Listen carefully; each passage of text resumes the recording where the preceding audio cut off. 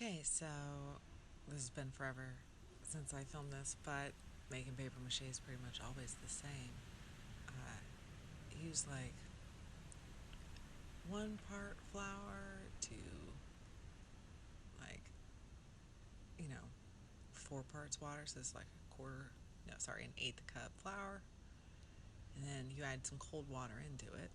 As you're making a slurry, if you go and add the flour and the water into hot water immediately, you just make dumplings. So get your slurry going. It's super beautiful because it's wheat flour. Love it. Um, Add it into your hot, recently boiled water and just get it mixed up. You're going to get lumps probably, but such is life. The amount of water you're adding it to is like 20 parts. I don't know. It's really a by vibes thing, but you want to keep whisking it until it basically resembles mucus. It resembles a very specific body fluid, um, but mucus, basically. Um, it takes a while. It'll boil. You want to keep it like at a low boil. You're just doing whatever science is happening there. And then you let it cool. Oh my god. I have absolutely used it when it's too hot, and it is a little bit like napalm. So for this dice tower, I used a Pringles can that I cut up to have, a part that it comes out of, and like the little parts that roll the dice as it throws through. And I'm using, I can't even remember, I picked up this paper somewhere, but it's real thin, which I was excited for. And I'm prepping everything by tearing it into strips, me killing time while I am waiting for the very hot flour glue to, not be so hot. And now it's just laying them on. I don't know. It's just something I've been doing for so long that you don't even really think about it. But basically, you're trying to cover everything. And you're going to try and cover everything one direction first, and then a different direction the next. Since this is round, I figured diagonal was the way to go. What kind of Pringles were these? This has been years. Were they salt and vinegar? Probably. I don't know. Isn't that what blue is most of the time? Salt and vinegar? Oh my god, this is so old. I still had long nails. I mean, real talk here. I filmed this when I was much more productive with filming stuff, and then life happened. And at some point, I had edited all the clips together and exported it, and then just didn't do a thing with it. So, 2025 is about finishing projects. There are points here at which I'm speeding up the video. It's a little manic, and I apologize for that. That's why I picked I think, beach background noise to fill space in between my gaps of thinking, and to try and counteract the soothing, with soothing stuff, the incredibly frantic sped up. But I figured it was good to show, this is how long it takes.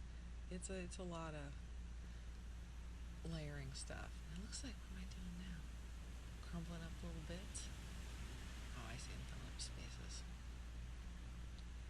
Paper mache is one of those interesting things because it's like you kind of want to go all at once, but also you don't because it'll take forever to dry. So it's a lot of patience.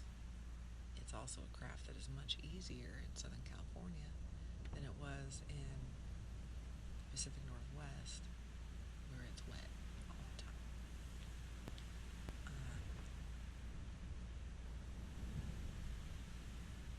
I love I gave myself the trouble of all sorts of curves doing this. Let's just sit and watch for a second.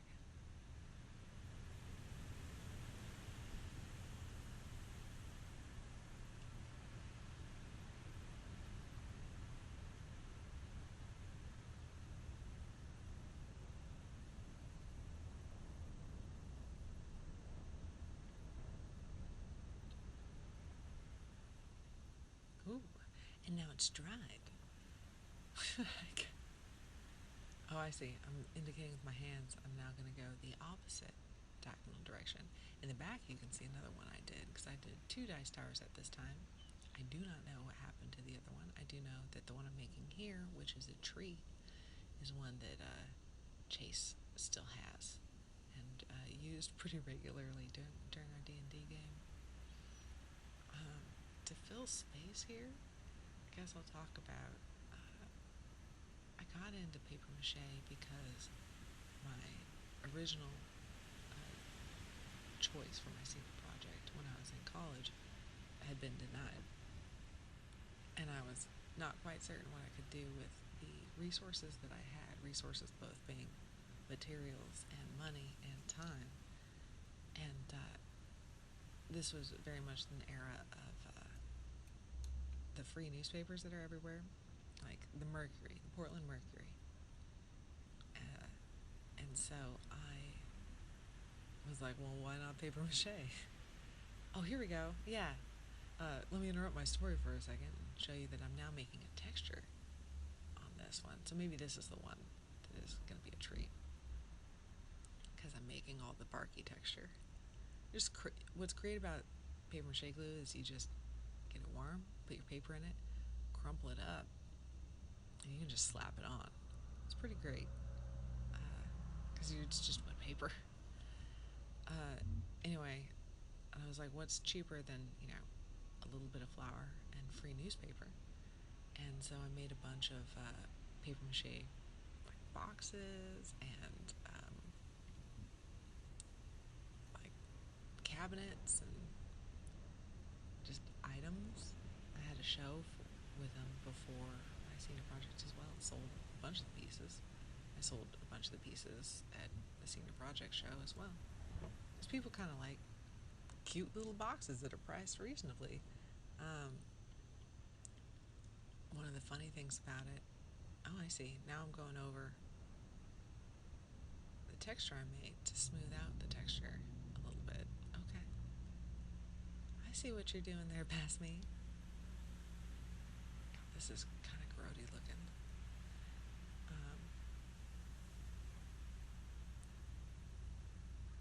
Got distracted. Anyway,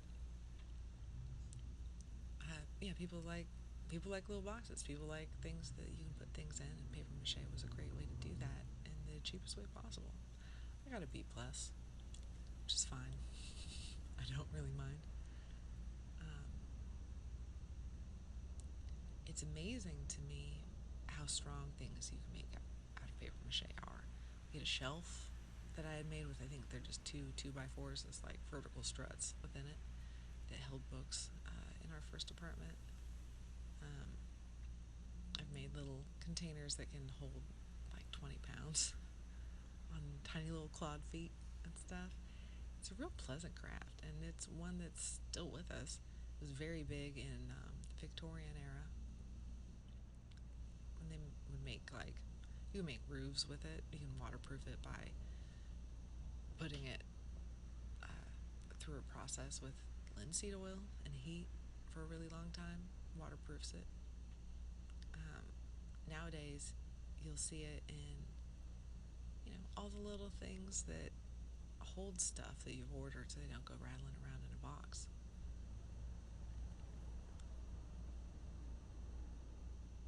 And yet more layers. Because you can see here I'm trying to kind of hide the texture of the bits I had to cut in to make the internal structure of the dice tower. So one layer of texture, another layer of texture. I mean, I gotta be honest, I don't know why anyone would be watching this, but it is interesting. And I told myself I'd finish it, so it's getting finished.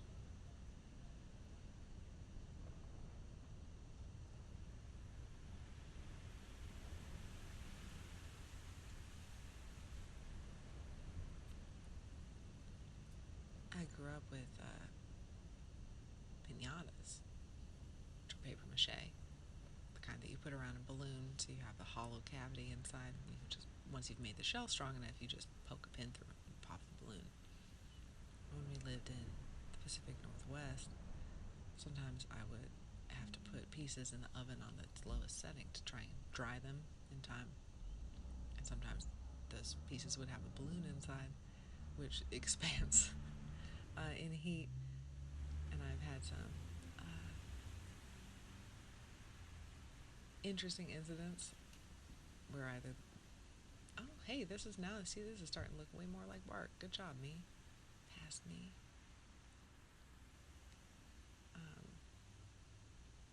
Yeah, where the balloon expands so much it deforms the thing I'm working on, or it, pops and then the thing collapses.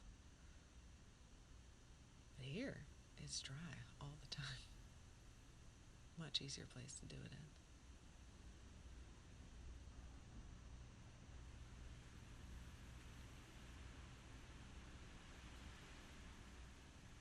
I'm sorry, it is so weird to be watching this. I'm looking at like what this corner of our kitchen looked like however many years ago. Because it is not what it looks like now. We've gotten much more into food storage, so a lot of this table is taken up with shelves of food storage. If I remember correctly, the inside of these cans was a real butt because it's waxed. So getting things to like stick on it was a nightmare. And also I went and like glued the felt down before doing this, so I had to kind of work around the felt on the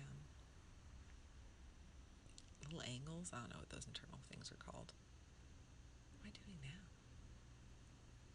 Oh, I'm making branches.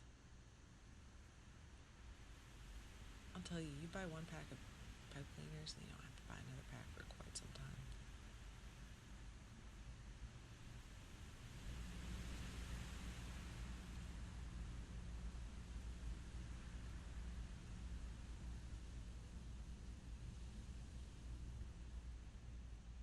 Okay, doubling it for strength.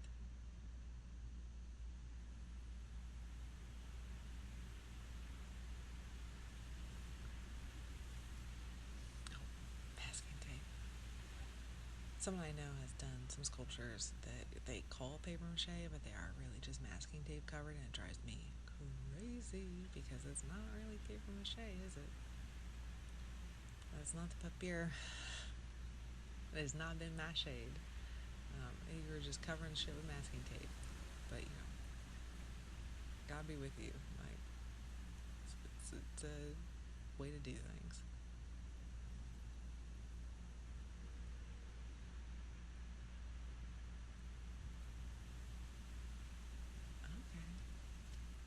Wider base there. Huh. I mean, I think this is a little bit the problem of showing how something's made is kind of interesting. It's also kind of boring. Maybe it's just boring to me because I'm the one who did it. And you thought you were going to get like a nice narrated video of how to make a papier-mâché dice tower. What you're getting is someone quietly musing on the craft papier-mâché, life in general, while listening to their neighbors above them probably listen to a sports game. It's Saturday. Maybe it's basketball Saturday evening. I don't know. They got a new TV, so they do a lot more sports events with their friends. I'm very excited for them. I'm assuming that it is not going to be picked up by my phone that I'm talking into to record this. Oh, okay. So that's like some sort of little stump. Okay. Like, this is working.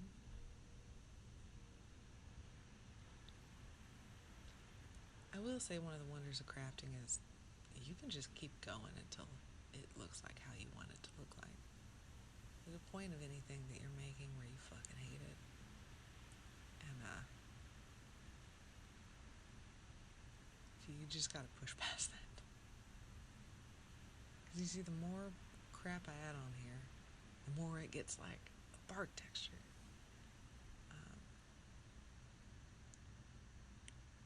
And so, it's working out. I love looking at all the different shirts I'm wearing in each one of these.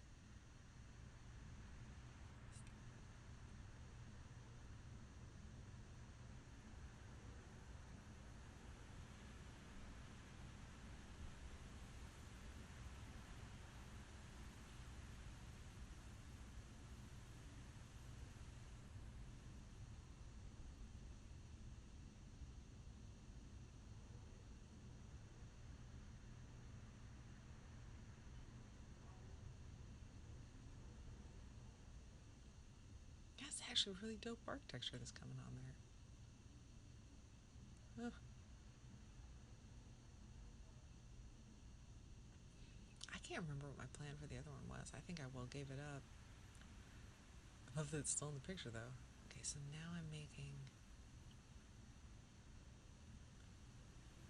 some sort of paste. Oh, just straight up flour paste probably. Not even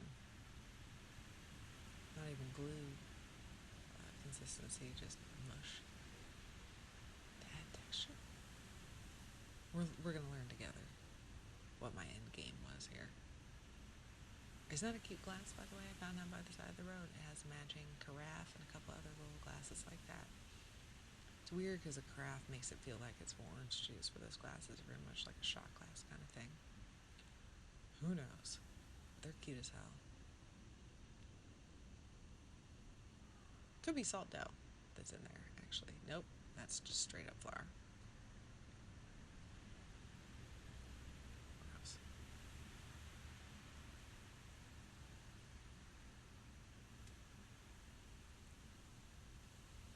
Despite the easy availability of things like air clay, or paper clay, I will just make shit in my own kitchen rather than go buy something.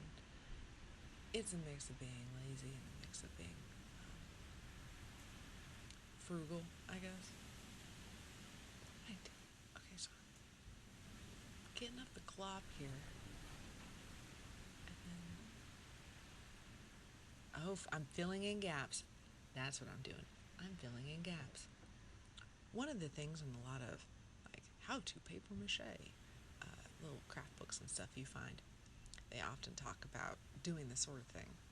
You do your piece and all this, and then you start layering paper clay or whatever on it, and you sand it, after it dries between each one to get it smooth.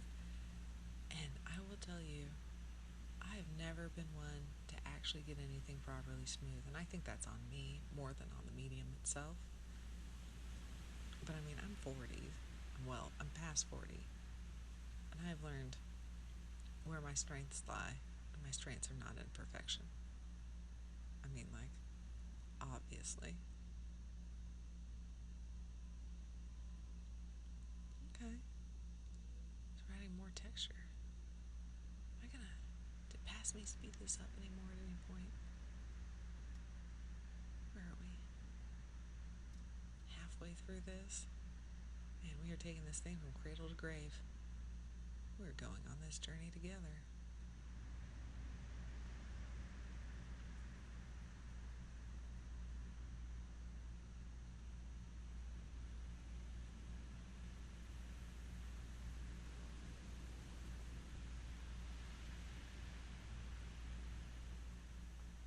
Did I put glue in there too? Why is this so nasty looking?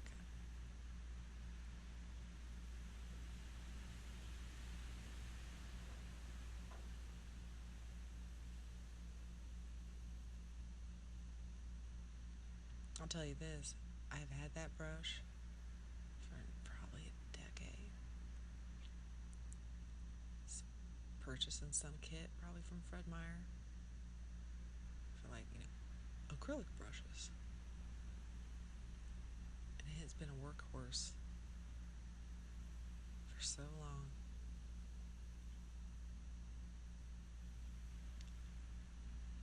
I just do not like buying things if I can have other things that work. And where am I going to find a brush just like this again? It has the perfect little spring, and it still does. And after all these years. A well-made, cheap little thing. So here we go, all the little gaps filled in. Oh, now ooh, okay. I got tired of using a brush. We're really glopping it with a fork. Oh, that's smart of me. The thing to remember is, if you're going to paint something, it doesn't matter what the insides look like, because you're painting over it.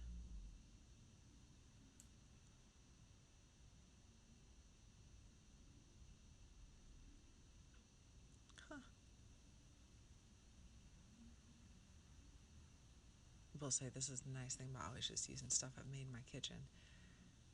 You don't have to use a dedicated craft fork, because this is just flour and water.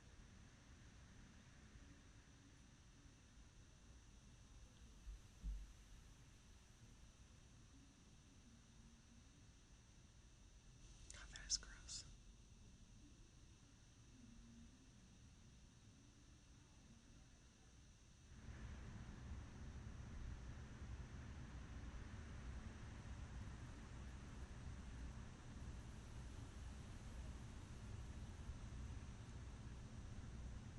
You know, I take it back. They might not be watching a sports game upstairs. They might just be dancing.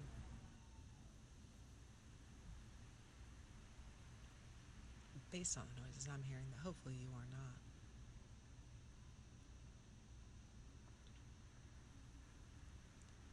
not. Ooh, we got the paint palette out.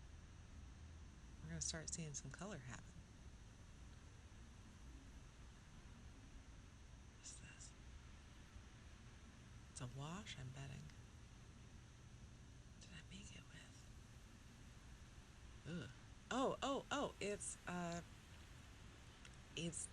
like Elmer's glue or whatever, white glue, and water to make a real basic bitch shellac to just cover up all this, what is essentially flour, and do a baby's job of sealing it so that the paint will stick a little bit better and not soak in weird. Man, what can't watered down white glue do? A lot of things. We can do a lot of things as well. I think about a 50-50 split in the things it can and cannot do.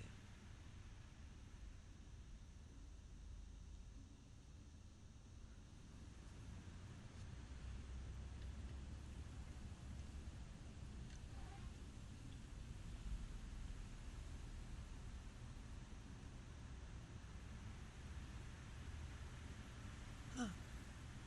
See the pencil marks on the one in the dice tower I'm not showing how I made? It's got like circles on it. What was my plan there?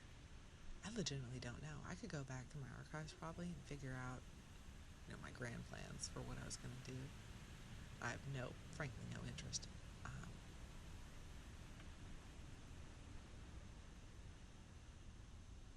But I like to try and guess.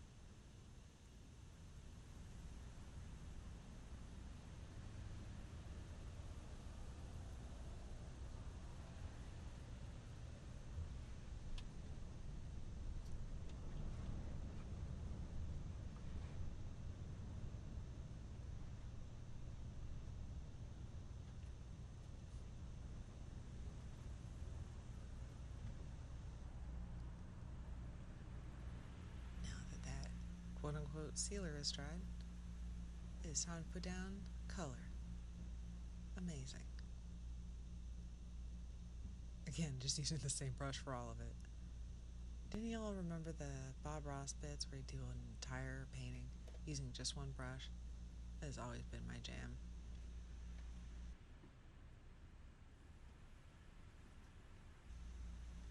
Oh god. You don't want to know how old my craft paints are.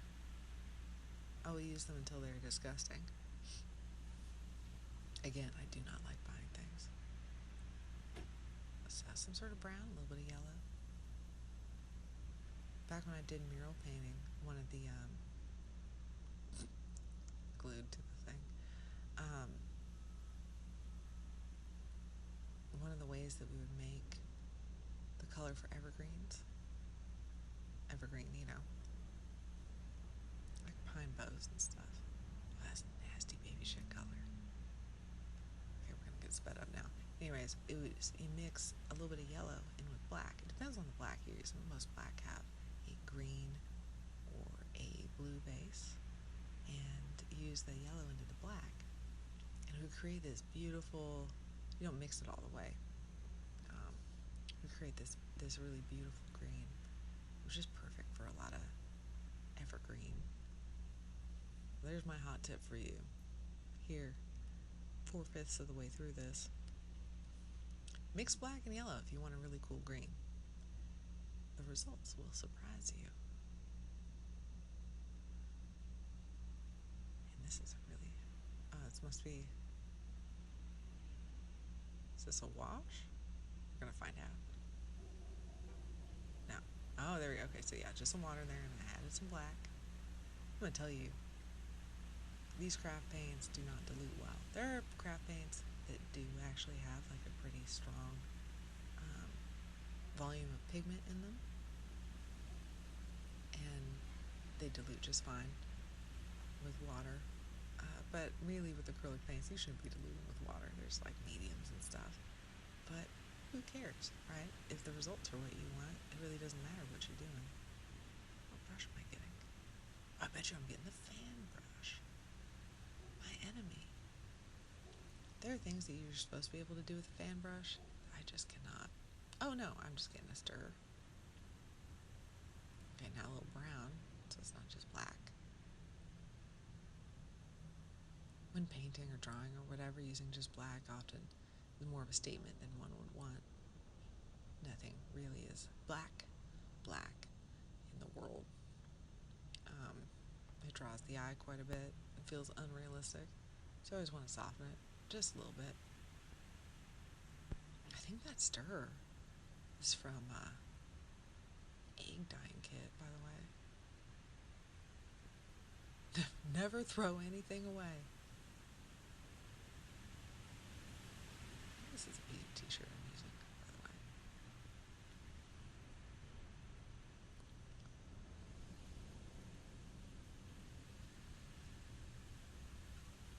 One of the reasons you want to use like a good coat of acrylic paint and washes and stuff is because, sealers and stuff, is because once you get to the washes, you do run the risk of making what you're working on soggy. Because you're just introducing a bunch of water to something that was activated by water.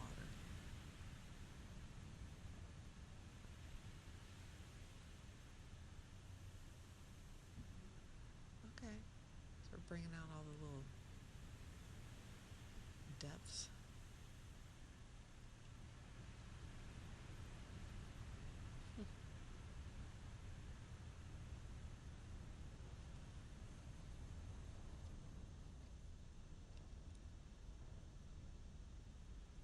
And the inside being pink was a choice. That really feels like a mouth.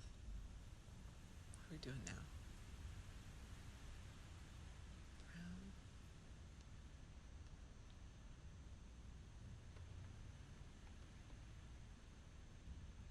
Because the brown, oh, and then a little bit of yellow again. Oh, we're gonna put the, we're gonna do dry brushing. You know who's bad at dry brushing? Me. Because you really do have to use like the barest amount of paint. And I am just garbage at that. I'm just too impatient to blot it all off. And then it feels like a waste also. Let's see how I do on this one. Oh, here's the fan brush. There's some really cool things you can do with a fan brush. I cannot do them. But I think in this case I'm using the fact that I'm shit at this a little bit to my advantage, because whatever, like if I don't just dust it, then it's gonna be adding, vertical streaks that further enhance the barky tree look. It's not too bad, actually. Well, I'll be damned.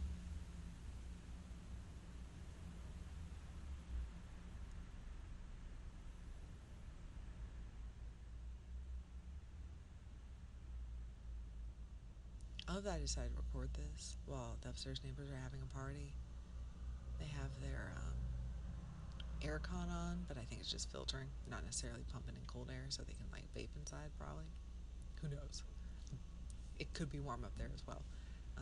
And also our toilet is cycling just as loud as can be. Just I want as many things as possible to try and edit out while I'm using Reaper for the first time. Uh, I like a challenge. It's looking pretty cool. Looks like a log. Why didn't I have brown felt to put on the inside here? Who knows?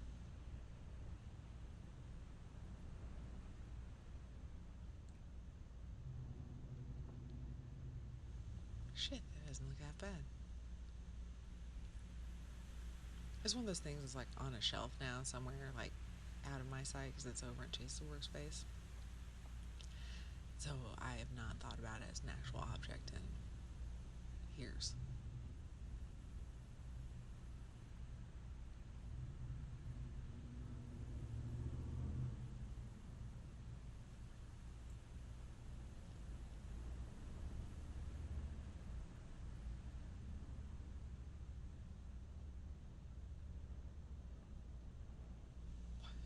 Okay, good.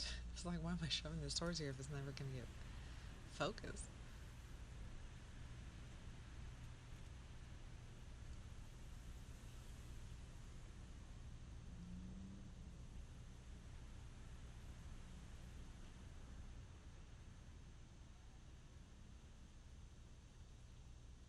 Oh, now we're going with a fine brush and bring out a little bit more detail.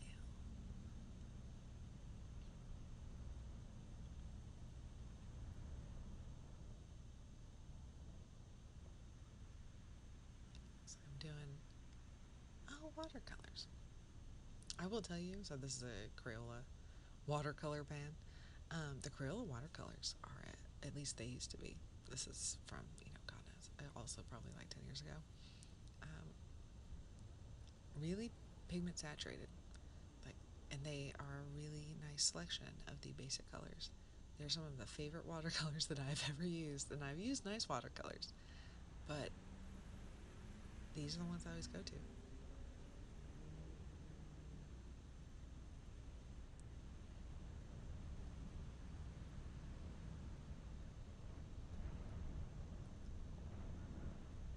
Okay, we're adding more of a brownie tone over all of it. I think I felt it was probably just too yellow, which is fair. Warming it up. Mm-hmm. Okay.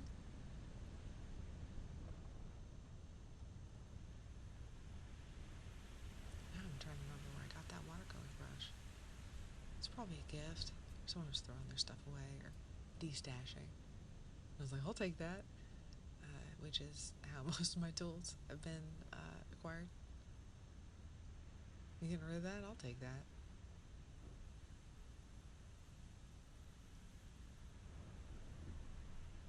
Huh. Oh, shit, there it is. Done. Amazing.